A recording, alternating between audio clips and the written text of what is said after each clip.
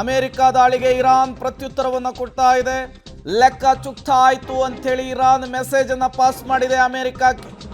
ದಾಳಿಯಿಂದ ಹಿಂದೆ ಸರಿಯುವ ಮಾತೇ ಇಲ್ಲ ಅನ್ನುವಂತಹ ಸ್ಪಷ್ಟ ಸಂದೇಶವನ್ನು ಅಮೆರಿಕಕ್ಕೆ ರವಾನಿಸಿದೆ. ಅಮೆರಿಕ ಎಷ್ಟು ಬಾಂಬ್ ಸುರಿಮಳೆಗೈದಿದೆಯೋ ಅಷ್ಟೇ ನಾವು ಕೂಡ ಮಾಡಿದ್ದೇವೆ, ಅದರಷ್ಟೇ ನಾವು ಕ್ಷಿಪಣಿಗಳ ಸುರಿಮಳೆಗೈದಿದ್ದೇವೆ ಅಂಥೇಳಿ ಈಗ ದಾಳಿಯ ಬಳಿಕ ಇರಾನ್ ಹೇಳ್ತಾ ಇದೆ. ಈ ಮೂಲಕ ಅಮೆರಿಕಕ್ಕೆ ಎಚ್ಚರಿಕೆಯ ಸಂದೇಶವನ್ನು ಇರಾನ್ ರವಾನಿಸಿರುವಂತಹದ್ದು. ಯಾವುದೇ ಕಾರಣಕ್ಕೂ ಅಮೆರಿಕದ ದಾಳಿಗೆ, ಅಮೆರಿಕದ ಎಚ್ಚರಿಕೆಗೆ ನಾವು ಬಗ್ಗಲ್ಲ, ನಮ್ಮ ಗುರಿ ಅಮೆರಿಕ ವಾಯುನೆಲೆಗಳಷ್ಟೇ ಅಂಥೇಳಿ ಇರಾನ್ ಮೆಸೇಜನ್ನು ಪಾಸ್ ಮಾಡಿದೆ. ಅಲ್ಲಿಗೆ ಒಂದಂತೂ ಸ್ಪಷ್ಟವಾಗ್ತಾ ಇದೆ, ಅಮೆರಿಕದ ಎಚ್ಚರಿಕೆ, ಇಸ್ರೇಲ್ನ ದಾಳಿ, ಅಮೆರಿಕ ದಾಳಿಗೆ ನಾವು ಹೆದರಲ್ಲ ಅನ್ನುವಂತಹ ಮೆಸೇಜನ್ನು ದಾಳಿಯ ಮೂಲಕ ಇರಾನ್ ಕೊಟ್ಟಿದೆ. ಇದು ಮುಂದೆ ಎಲ್ಲಿಗೆ ಹೋಗಿ ನಿಲ್ಲುತ್ತೆ ಅನ್ನೋದು ಈಗಿರುವಂತಹ ಪ್ರಶ್ನೆ.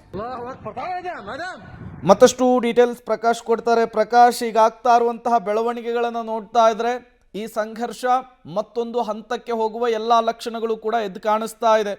ಲೆಕ್ಕವನ್ನ ಬಡ್ಡಿ ಸಮೇತ ಚುಕ್ತ ಮಾಡಿದ್ದೇವೆ ಅಂತ ಹೇಳಿ ಇರಾನ್ ಹೇಳ್ತಾ ಇದೆ. ಸೊ ಅಮೆರಿಕದ ನೆಕ್ಸ್ಟ್ ಮೂವ್ ಏನು, ಏನೆಲ್ಲ ಬೆಳವಣಿಗೆಗಳಾಗ್ತಾ ಇದೆ ಅಂತ? ಪ್ರೇಮ್, ಈಗಾಗಲೇ ವೈಟ್ ಹೌಸ್ ನಲ್ಲಿ ಈಗ ತುರ್ತು ಸಭೆಯನ್ನ ಕೂಡ ಡೊನಾಲ್ಡ್ ಟ್ರಂಪ್ ಅವರು ಕರೆದಿದ್ದಾರೆ. ಒಂದಿಷ್ಟು ಮಹತ್ವದ ಬೆಳವಣಿಗೆಗಳು ಆಗುವಂತ ಸಾಧ್ಯತೆಗಳು ಕೂಡ ಇದಾವೆ.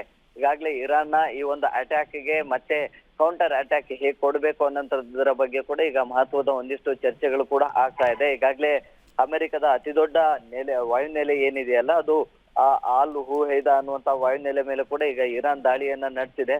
ಸೊ ಹಾಗಾಗಿ ಅಲ್ಲಿನ ಏನು ಎಷ್ಟರ ಮಟ್ಟಿಗೆ ಹಾನಿಯಾಗಿದೆ, ಏನೆಲ್ಲ ಆಗಿದೆ ಅನ್ನುವಂಥದ್ರ ಬಗ್ಗೆ ಕೂಡ ಅಲ್ಲಿನ ಅಧಿಕಾರಿಗಳ ಜೊತೆ ಮಾಹಿತಿಯನ್ನು ಕೂಡ ಪಡಿತಾ ಇದ್ದಾರೆ. ಅದರ ಜೊತೆಗೆ ಅದಕ್ಕೆ ತಕ್ಕಂತೆ ಈಗ ಪ್ರತಿ ದಾಳಿಯನ್ನ ನಾವು ಏನ್ ಮಾಡ್ಬೇಕು, ಜೊತೆಗೆ ಹೇಗೆ ಸಿದ್ಧತೆಗಳನ್ನ ಮಾಡ್ಕೊಳ್ಬೇಕು ಅನ್ನುವಂಥದ್ರ ಬಗ್ಗೆ ಕೂಡ ಚರ್ಚೆಗಳು ಆಗ್ತಾ ಇದೆ. ಜೊತೆಗೆ ಮಧ್ಯಪ್ರಾಚ್ಯ ಆ ಭಾಗದಲ್ಲಿ ಏನು ಅಮೆರಿಕದ ನೆಲೆಗಳು, ಜೊತೆಗೆ ಸೈನಿಕರನ್ನ ಕೂಡ ಟಾರ್ಗೆಟ್ ಅನ್ನ ಮಾಡ್ಕೊಂಡು ದಾಳಿಯನ್ನ ನಡೆಸೋದಕ್ಕೆ ಪ್ರಯತ್ನವನ್ನ ಏನ್ ಪಟ್ಟಿತ್ತು, ಅಲ್ಲೆಲ್ಲ ಏನೆಲ್ಲ ಹಾನಿಯಾಗಿದೆ ಅನ್ನುವಂಥದ್ರ ಬಗ್ಗೆ ಕೂಡ ಒಂದಿಷ್ಟು ಮಾಹಿತಿಗಳನ್ನ ಈಗ ಈ ಒಂದು ಸಭೆಯಲ್ಲಿ ಕೂಡ ಈಗ ಚರ್ಚೆ ಆಗ್ತಾ ಇದೆ. ಮುಂದಿನ ಬೆಳವಣಿಗೆಗಳ ಬಗ್ಗೆ ಒಂದಿಷ್ಟು ಕುತೂಹಲ ಕೂಡ ಮೂಡ್ತಿದೆ. ಪ್ರೇಮ್, ಓಕೆ ಪ್ರಕಾಶ್, ಹಾಗೆ ಸಂಪರ್ಕದಲ್ಲಿರಿ, ಮತ್ತಷ್ಟು ಅಪ್ಡೇಟ್ಸ್ ನಿಮ್ಮಿಂದ ಪಡಿತಾ ಹೋಗೋಣ. ಈಗ ಏನು ಖಮೇನಿ ಅಮೆರಿಕಕ್ಕೆ ದಿಟ್ಟ ಉತ್ತರವನ್ನು ಕೊಡ್ತಾ ಇದ್ದಾರೆ, ಅಮೆರಿಕವನ್ನು ಎದುರು ಹಾಕ್ಕೊಳ್ತಾ ಇದ್ದಾರೆ.